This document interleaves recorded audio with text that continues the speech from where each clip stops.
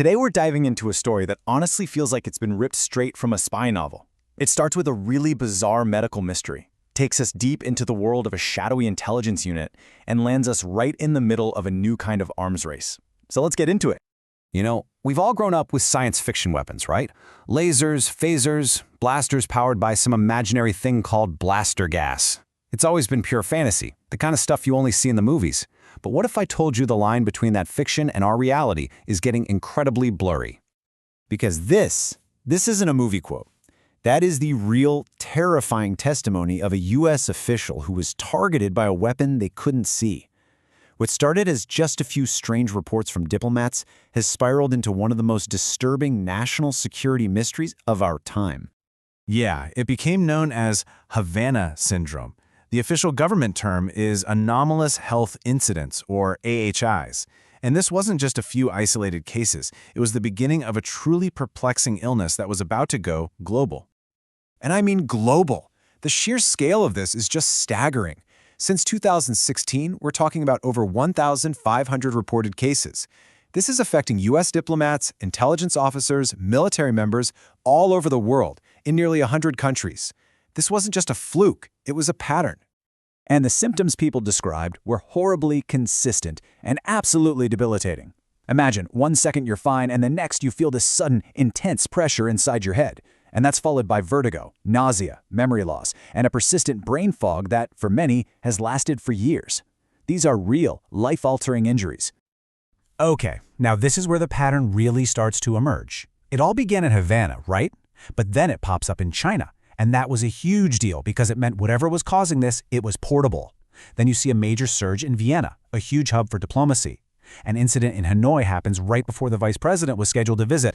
And maybe most telling, a senior Pentagon official is hit during a critical NATO summit in 2023. You see, these don't seem like random events. They look like targeted operations. So obviously, the hunt was on to figure out what in the world was causing this. But the investigation just got bogged down in conflicting evidence, intense scientific debates, and really deep, bitter divisions inside the U.S. government itself. And here's the absolute core of the problem. You had early clinical findings suggesting real, physical damage to the inner ear, likely from some kind of pulsed radiofrequency energy. But then major studies in 2024 from the NIH, using some of the most advanced MRIs on the planet, found nothing. No detectable brain injuries. So you're left with this paradox. Hundreds of people suffering very real symptoms, but no smoking gun that doctors could actually see on a scan. And that scientific confusion was reflected right at the top.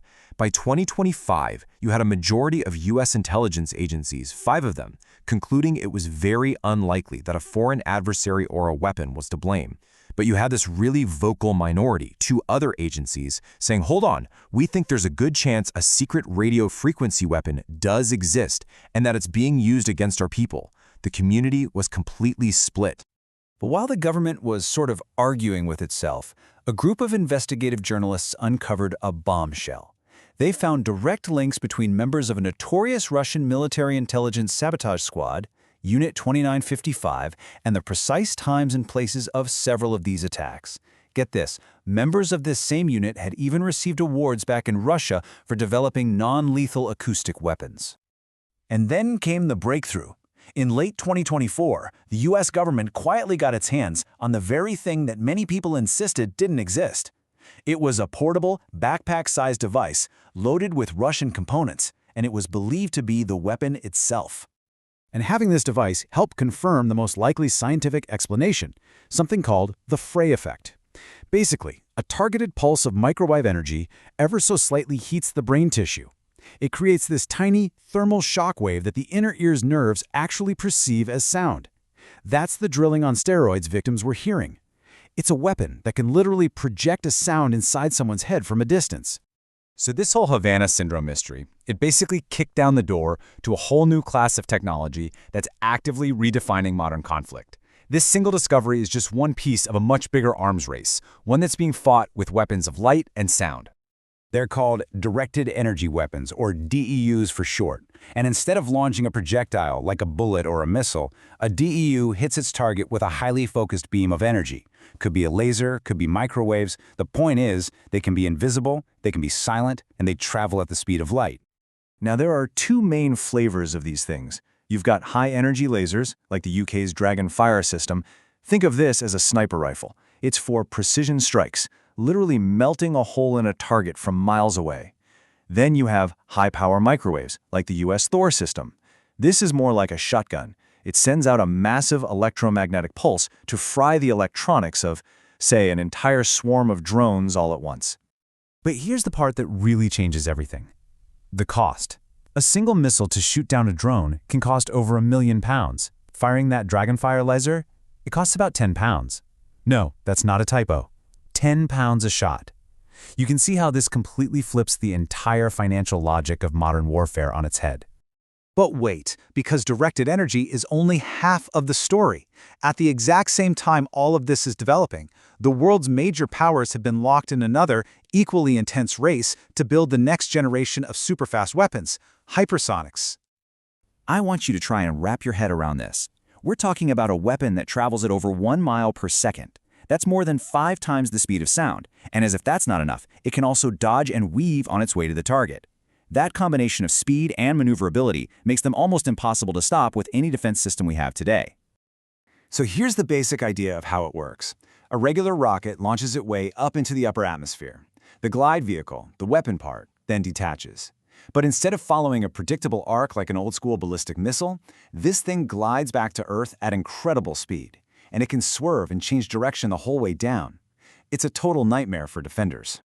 And this is absolutely a three-way race. You have both glide vehicles and cruise missiles in the mix. Russia and China are a bit ahead here. They've already fielded operational systems, and many of theirs are designed to carry nuclear warheads. The US, meanwhile, is playing a slightly different game, focusing on highly precise conventional systems, with its first one, known as Dark Eagle, set to deploy in 2026. Everyone is jockeying for an edge. Okay, so let's pull back. You've got invisible energy weapons and unstoppable hypersonic missiles coming into play all at the same time. What does this actually mean for the world, for the future of war? Well, this didn't just happen overnight. You can trace a direct line back to 2002, when the US pulled out of the Anti-Ballistic Missile Treaty. That's what really kicked off a lot of this research in Russia. Then, in 2016, Havana Syndrome gave us the first real-world glimpse of these new weapons in action. And now we're looking at 2026, when the very last arms control treaty between the US and Russia is set to expire, leaving basically no rules of the road. Here's the big takeaway. The fundamental nature of warfare, something that's been based on things you can see and touch for centuries, is changing. We're moving away from just tanks and planes and into an era of weapons that are silent, invisible, and so unbelievably fast that they shrink the time a world leader has to make a decision from hours down to just a few minutes. And that leaves us with a final really unsettling question for this new age we're entering. When your opponent can strike you with an invisible beam of energy or with a missile that you literally cannot stop, what does the word defense even mean anymore? Finding the answer to that is going to define global security for the rest of our lives.